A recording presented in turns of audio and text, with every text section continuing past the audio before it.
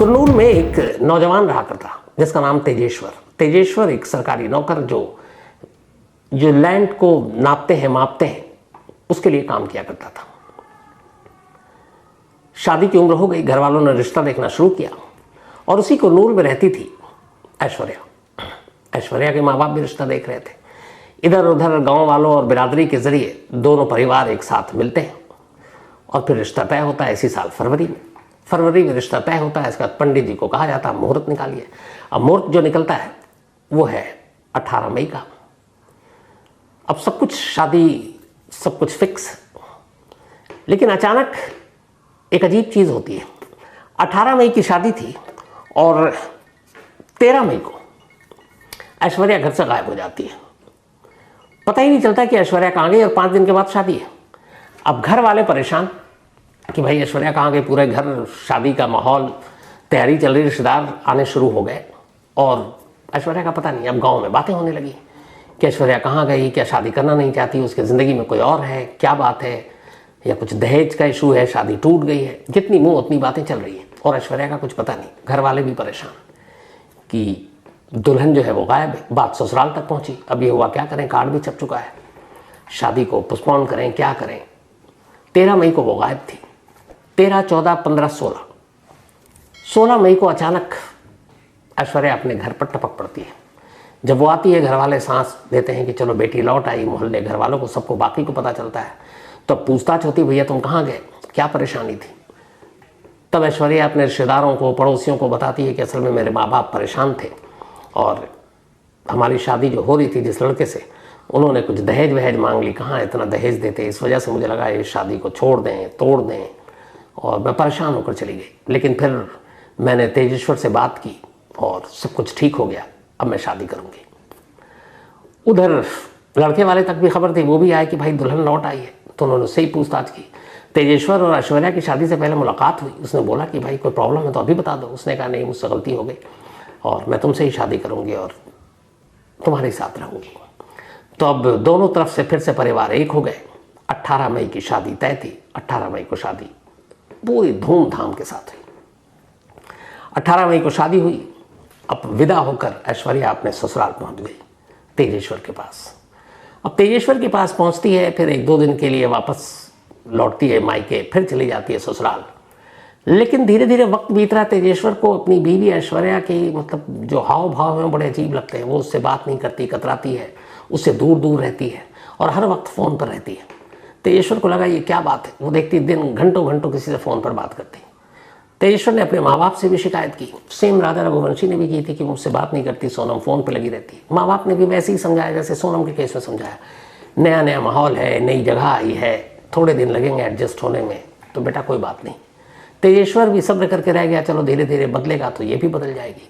अब वक्त बीतने लगा, लेकिन ऐश्वर्या तेजेश्वर के करीब नहीं गई, बल्कि वो अपना वक्त फ़ोन के साथ ही बिताती रहती। 18 मई की शादी हुई। अब लगभग महीना होने वाला है। 17 जून की तारीख आ गई। अब 17 जून की जो तारीख आई, उससे पहले आपको याद है कि 2 जून के बाद 3 जून को पूरे देश में सोनम और राजा की कहानी फैल चुकी थी, क्योंकि राजा रघुवंशी की लाश मेघालय से बरामद हो चुकी थी। और एक शादी के इतने कम वक्त के बाद एक दुल्हन ने अपने दूल्हे को मार डाला, ये खबर हर एक को बेचैन कर रहा था। तो ये खबर पूरे देश में थी, हर जगह मीडिया, सोशल मीडिया, साउथ में भी थी। तो ये उस वक्त की कहानी है जब राजा के कत्ल की कहानी और सोनम की बेवफाई की कहानी मीडिया, सोशल मीडिया में तैर रही है, अखबारों में हेडलाइन है। और सेम उसी वक्त ये दूसरी कहानी चल रही है, ऐश्वर्या की और तेजेश्वर की। अब शादी को लगभग महीना होने वाला है। अभी भी ऐश्वर्या अपने पति तेजेश्वर के करीब नहीं गई, अभी भी वो बदली नहीं। पति परेशान, पता नहीं ऐश्वर्या को क्या हो गया, मेरे साथ खुश नहीं है।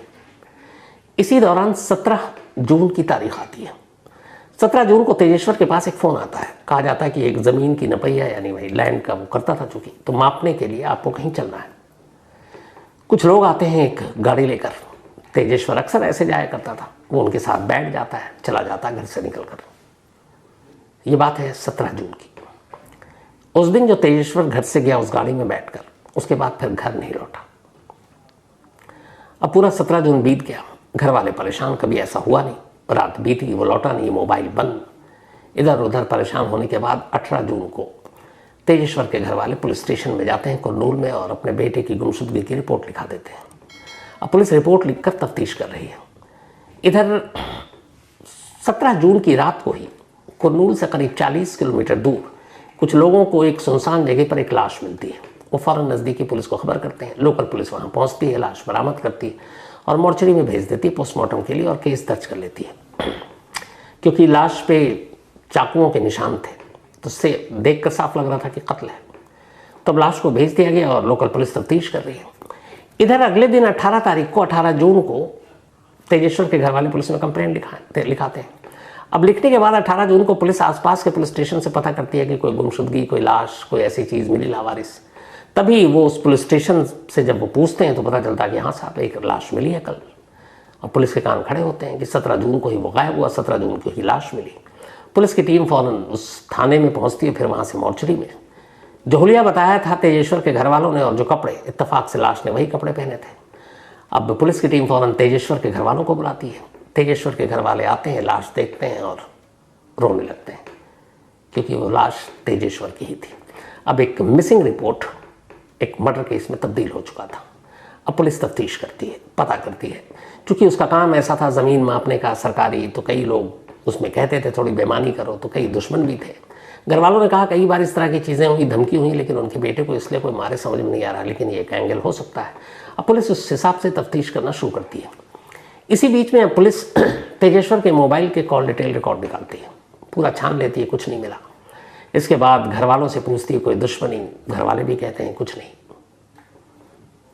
तभी पुलिस को अचानक पता चलता है कि तेजेश्वर की महीने भर पहले शादी हुई थी। अब चूंकि वो पुलिस मध्य प्रदेश की हो या साउथ इंडिया के किसी स्टेट की हो, राजा और सोनम की कहानी पूरे देश में चर्चा का विषय है, तो कुरनूल पुलिस को भी ये कहानी मालूम थी। अब अचानक कुरनूल पुलिस को लगा कि इन दोनों की भी शादी सिर्फ महीने भर पहले हुई, तो कहीं कुछ सोनम जैसा ही एंगल तो नहीं है। जैसे ही ये ख्याल पुलिस के जहन में आया, पुलिस ने फौरन अब इसके तेजेश्वर के बाद के नंबर जो उनके पास थे उसकी CDR निकालने का फैसला किया। जब कॉल डिटेल रिकॉर्ड निकाल तो पुलिस दंग रह गई। उसे देखा कि ने पिछले 1 महीने में, खासतौर पर शादी के बाद जब से वो ससुराल आई है, एक नंबर पर लगातार बात कर रही है और वो बात का ड्यूरेशन काफ़ी है। और सबसे अजीब बात ये थी कि इन 1 महीने में जब नई एक नवीली दुल्हन ससुराल पहुंची हो, वो अपने माँ बाप, भाई बहन की बजाय किसी और शख्स से बात कर रही है और वो भी घंटों। इन 1 महीने में, 1 महीने भी पूरे नहीं हुए थे, 1 दिन बाकी था भी, क्योंकि 18 मई को शादी हुई और 17 जून को ही तेजेश्वर गायब हो गया था। 2000 कॉल थे उस नंबर पे, 2000 कॉल, और घंटों में थे। अब पुलिस को डाउट हुआ कि ये क्या बात है कि एक दुल्हन ससुराल में अपने पति और सास ससुर के अलावा किसी और से इतनी लंबी बातें कर रही है। जब उस नंबर को खंगाला गया तो पता चला कि वो नंबर एक शख्स का है जो एक बैंक में एम्प्लॉय है। अब पुलिस ने फिर तेजेश्वर के घर वालों से पूछताछ शुरू की कि शादी कैसे हुई, ऐश्वर्या को आप कितना जानते हैं, शादी के बाद आपने क्या परिवर्तन देखा। अब घर वाले छोटी छोटी चीज़ें याद करके बताना शुरू करते हैं और उनके भी दिमाग में ये बात बैठ गई है, क्योंकि वो भी सोनम और राजा की कहानी को जानते थे। उन्होंने कहा बार बार हमारा बेटा तेजेश्वर कहता था कि जो बहू है बहुत कटी कटी सी रहती है, पास नहीं आती है और घंटों फ़ोन पे ही रहती है। आई तो वो ससुराल विदा होकर, लेकिन कभी ससुराल को अपनाया नहीं, तो हमें भी कुछ शक है। अब वो 2000 कॉल, घंटों बातें, एक बैंक एम्प्लॉई, और शादी के दिन, शादी के अगले दिन, विदाई के दिन, ससुराल पहुंचने के दिन से लेकर लगातार जिस दिन तेजेश्वर गायब हुआ उस दिन भी कई कॉल। पुलिस को शक हुआ। अब पुलिस ने ऐश्वर्या को थाने बुलाया और उससे पूछताछ की। जब उससे पूछताछ खत्म हुई उसके बाद पुलिस की टीम ऐश्वर्या के घर जाती है।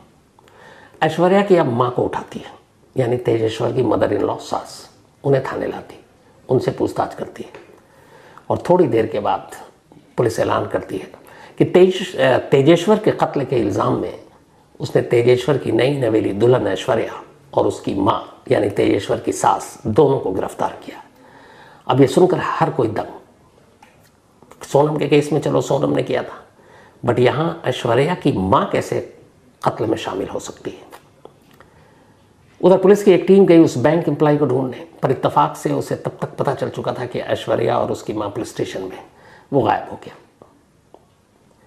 अब पुलिस ने जो उन दोनों से कहानी सुनी तो उस कहानी को सुनने के बाद जो सच्चाई सामने आई वो ये थी। वो जो बैंक एम्प्लॉई है, ऐश्वर्या की मां के साथ असल में उसका अफेयर था और लंबे वक्त से। धीरे धीरे वक्त बीता, वो दोनों छुप छुप कर मिलते भी थे। अब वक्त बीता तो एक वक्त ऐसा आया, अब जब मां के साथ साथ उस बैंक एम्प्लॉय का ऐश्वर्या के साथ भी अफेयर शुरू हो गया।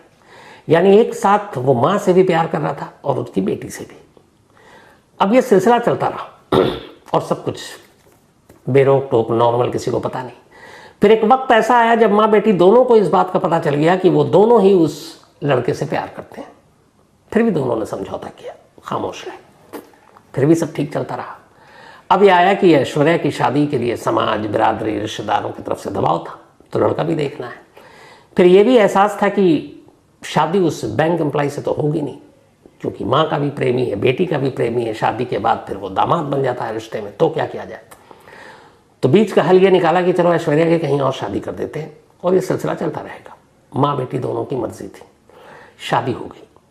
लेकिन शादी से ऐन पहले ऐश्वर्या जो 5 दिन के लिए भागी 13 मई को, उसका ये था कि वो शादी उसी से करेगी, बैंक एम्प्लॉय से। वो उसके पास पहुंची, उसने समझाया कि देखो मैं नहीं कर सकता, और तुम अगर शादी कर लेती हो तो वो आदमी ठीक ठाक है, पैसे वाला है, तो कल को उसके पैसे से भी हम लोग ऐश कर सकते हैं। तो तुम शादी करो और शादी के बाद हम लोग उसे मार देंगे। मारने के बाद तुम उसकी बेवा होने के नाते उसकी प्रॉपर्टी की वारिस होगी, जो कैश होंगे वो भी पैसे मिलेंगे, फिर हम लोगों की ज़िंदगी अच्छे से चलेगी।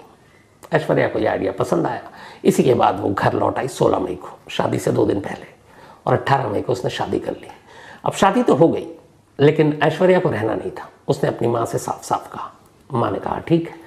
अब वो प्रेमी जो माँ बेटी का एक ही प्रेमी, उसने माँ को भी यही समझाया। माँ ने कहा ये अच्छी बात है, तो उसको रास्ते से हटाते हैं, पैसे भी आ जाएंगे, और फिर उसके बाद समाज, सोसाइटी, रिश्तेदार ये सब दबाव भी नहीं डालेंगे ऐश्वर्या पर फिर से शादी करो, क्योंकि वो तब तक विडो हो जाएगी।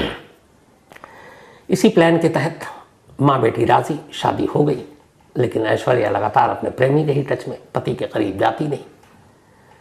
फिर तारीख आई 17 जून। 17 जून को प्लान हुआ, उस बैंक एम्प्लॉय ने ऐश्वर्या को फ़ोन किया कि आज सुपारी किलर के ज़रिए उससे मारना है।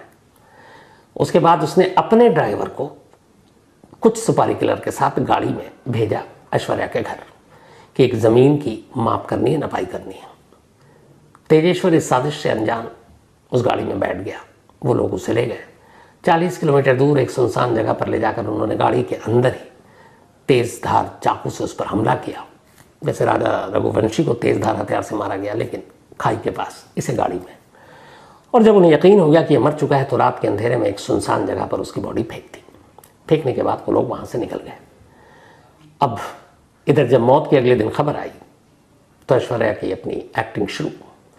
शादी के महीने भर, एक दिन बाकी था, महीने भर के अंदर विधवा हो गई। लोगों की हमदर्दी, घर वालों की हमदर्दी, और सभी अफसोस कर रहे हैं। लेकिन उस वक्त भी कई ऐसे लोग थे जिनके जहन में सोनम और राजा की कहानी चल रही थी, और उसमें एक पुलिस भी थी। और आखिरकार ये सच्चाई सामने आ गई। प्रेमी फरार है, पुलिस उसे पकड़ने के लिए कई जगह दबिश डाल रही है। लेकिन कैसे एक केस जो जहन में रहता है वो दूसरे केस को इन्वेस्टिगेट करने में मदद पहुंचाता है, ये एग्जाम्पल है। और कितनी सिमिलरिटी जो मैंने आपको शुरू में बताई, चाहे वो महीना हो फरवरी का जब रिश्ता तय हुआ, चाहे वो महीना हो शादी का, मई का महीना, 11 मई सोनम की शादी, 18 मई ऐश्वर्या की शादी, 2 जून उसकी मौत, हालांकि कत्ल राजा के 23 मई को हुआ था, लेकिन 2 जून लाश बरामदगी, 17 जून तेजेश्वर का कत्ल।